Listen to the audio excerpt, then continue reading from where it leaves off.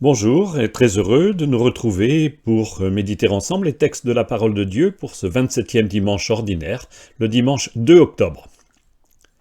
Ce dimanche, la parole de Dieu se résume dans la demande des apôtres à Jésus, et c'est presque une prière, « Augmente en nous la foi ». Dès la première lecture, le prophète Habacuc ose crier vers le Seigneur et son cri est aussi une prière, « Au secours ». La réponse du Seigneur est claire, « Confiance, tu ne seras pas déçu ». Dans la deuxième lecture, l'apôtre Paul continue ses conseils à Timothée. Garde le dépôt de la foi dans toute sa beauté. Son message nous appelle aussi à garder confiance, avec l'aide de l'Esprit Saint qui habite en nous. Enfin, dans l'Évangile, la réponse de Jésus aux apôtres se fait provocante. Elle comporte un double message. Même toute petite, la foi peut réaliser l'impossible, à condition de vivre la mission confiée comme un service à la suite du Maître. Lui n'hésita pas à nouer un tablier pour laver les pieds de ses disciples. Recevons cette parole, qui nous invite ce dimanche à mettre toute notre confiance en Dieu. Et commençons par la première lecture. Le livre d'Habacuc ne comporte que 3 chapitres. On ne sait rien du prophète, si ce n'est qu'il a vécu dans les mêmes années que le prophète Jérémie. Il intervient brièvement, sans doute vers l'an 605 avant Jésus-Christ. Dans ces temps troublés qui vont voir la chute de Jérusalem et l'exil à Babylone, le dialogue entre Dieu et le prophète prend des accents très actuels. « Pourquoi tu ne fais rien, Seigneur, pour empêcher la violence ?» Nous découvrons cette première lecture dans le livre d'Habacuc. Nous lisons les versets 2 et 3 du premier chapitre, puis les versets 2 à 4 du deuxième chapitre. « Combien de temps, Seigneur, vais-je appeler sans que tu entendes? Crier vers toi, violence, sans que tu sauves? Pourquoi me fais-tu voir le mal et regarder la misère?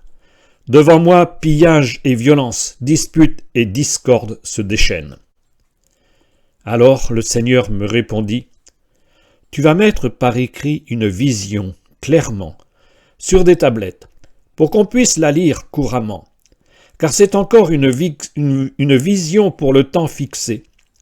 Elle tendra vers son accomplissement et ne décevra pas. Si elle paraît tarder, attends-la. Elle viendra certainement sans retard. Celui qui est insolent n'a pas l'âme droite, mais le juste vivra par sa fidélité. » Cette lecture peut se décomposer en 3 parties. Les 2 premiers versets du chapitre 1 expriment la prière du prophète. Elle est un cri vers Dieu qui semble ne pas répondre. N'est-ce pas le sentiment que nous avons face au malheur qui accable tant de pays dans le monde? La violence est partout. Le cri des hommes vers Dieu ne rencontre-t-il pas aujourd'hui comme hier que le silence de Dieu? Mais les versets suivants nous emmènent au début du 2e chapitre. Dieu répond au prophète. Celui-ci, debout comme un guetteur, reçoit la réponse. « Tu verras, le moment venu, lui dit Dieu, s'accomplir ma promesse de salut. Patience, tu ne seras pas déçu. Tu peux écrire ma parole pour la faire connaître.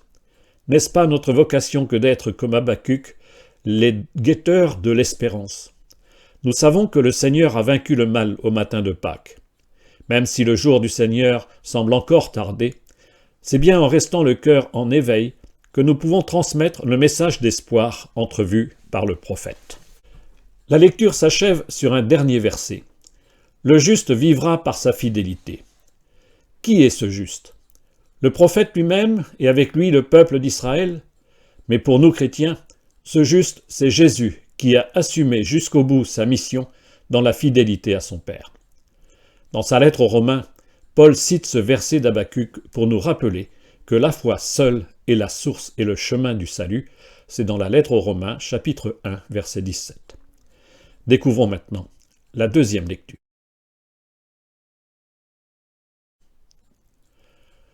En écoutant maintenant la deuxième lecture, nous restons toujours dans le même thème. Tout au long de ce mois d'octobre, nous lisons des passages de la deuxième lettre de Paul à Timothée.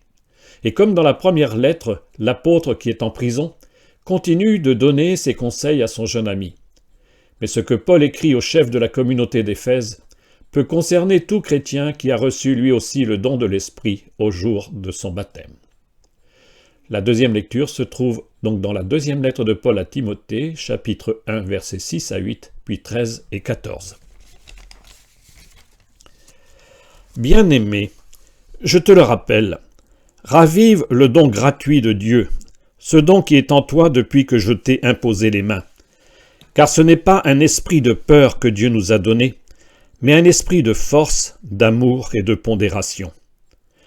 N'aie donc pas honte de rendre témoignage à notre Seigneur, et n'aie pas honte de moi qui suis son prisonnier. Mais, avec la force de Dieu, prends ta part des souffrances liées à l'annonce de l'Évangile. Tiens-toi au modèle donné par les paroles solides que tu m'as entendu prononcer dans la foi et dans l'amour qui est dans le Christ Jésus. Garde le dépôt de la foi dans toute sa beauté, avec l'aide de l'Esprit Saint qui habite en nous. La vie de Paul est en danger. Il est en prison à Rome, sans doute dans les dernières années de sa vie, quand il écrit cette lettre. La menace plane sur tous, pas seulement sur Paul. C'est pour cela que la première demande de Paul, c'est de n'avoir ni peur ni honte d'annoncer l'Évangile, quels que soient les risques. Aujourd'hui, bien des chrétiens dans le monde vivent leur foi et en témoignent malgré les risques encourus. Mais même quand se situer comme disciple du Christ ne comporte pas de risque pour sa vie, il faut encore oser dire sa foi, ne pas la cacher, ni en avoir honte. Nous pouvons entendre dans cette lecture 3 appels à méditer. Le premier, c'est de vivre la foi dans un esprit de force, d'amour et de pondération. De force, parce qu'il faut tenir bon avec l'aide du Seigneur. D'amour, parce qu'on ne peut témoigner de la foi si on ne met pas l'amour de Dieu et du prochain au cœur de notre vie. Enfin, de pondération, car il nous faut témoigner de la foi dans le calme, la sérénité, mais aussi la fermeté. Le deuxième message de Paul rappelle combien vivre la foi ouvertement comporte toujours une part de souffrance. Marcher à la suite du Christ n'est pas de tout repos. Lui a rencontré une opposition violente qui l'a conduit à la croix. Tout disciple qui porte l'Évangile comme une lumière dans le monde s'expose aussi à devoir subir ses propres croix. Enfin, l'ultime appel de Paul s'exprime dans ce verset. Garde le dépôt de la foi dans toute sa beauté, avec l'aide de l'Esprit Saint qui habite en nous. La foi illumine le cœur et l'être de la beauté de Dieu.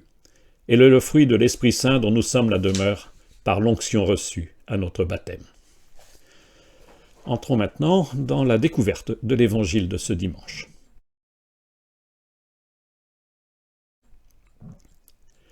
Il est encore question de foi dans l'Évangile de ce dimanche. Jusqu'ici, Jésus s'adressait tour à tour à la foule ou aux disciples, le cercle plus restreint de ceux qui le suivent. Ici, Jésus dialogue avec les apôtres, petit groupe de ceux qu'il a déjà envoyés en mission 2 par 2.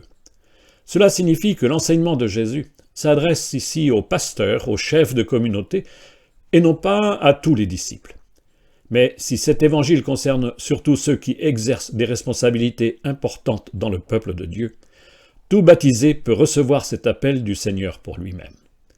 Pour l'Évangile, nous lisons donc chez Luc le chapitre 17, les versets 5 à 10. En ce temps-là, les apôtres dirent au Seigneur, « Augmente en nous la foi. » Le Seigneur répondit, « Si vous aviez de la foi gros comme une graine de moutarde, vous auriez dit à l'arbre que voici, « Déracine-toi et va te planter dans la mer. » Et il vous aurait obéi. Lequel d'entre vous, quand son serviteur aura labouré ou gardé les bêtes, lui dira à son retour des champs, « Viens vite prendre place à table » Ne lui dira-t-il pas plutôt, « Prépare-moi à dîner. Mets-toi en tenue pour me servir, le temps que je mange et boive, ensuite tu mangeras et boiras à ton tour. » Va-t-il être reconnaissant envers ce serviteur d'avoir exécuté ses ordres?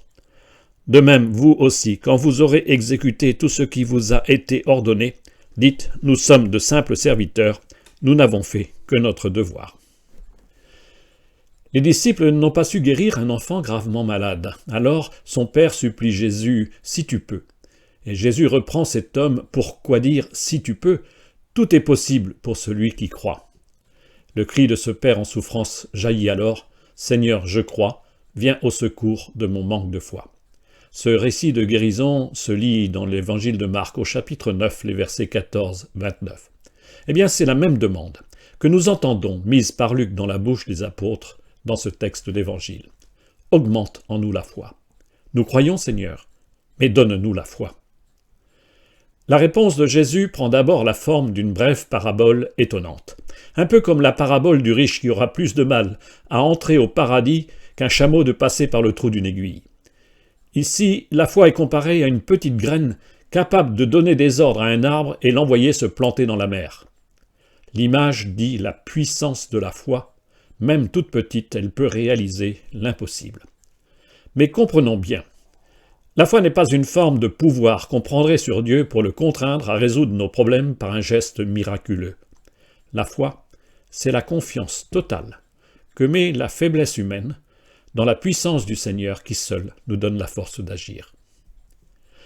La parole de Jésus enchaîne aussitôt sur autre chose. Il est de nouveau question d'un maître et de ses serviteurs. Jésus s'adresse aux apôtres pour leur rappeler qu'ils sont avant tout des serviteurs. Ils ont une tâche à accomplir et celle-ci est sans fin. Comme le maître n'a pas où reposer la tête, le serviteur est loin d'avoir fini sa journée. Jusqu'au bout, il doit remettre le tablier de service pour servir son maître.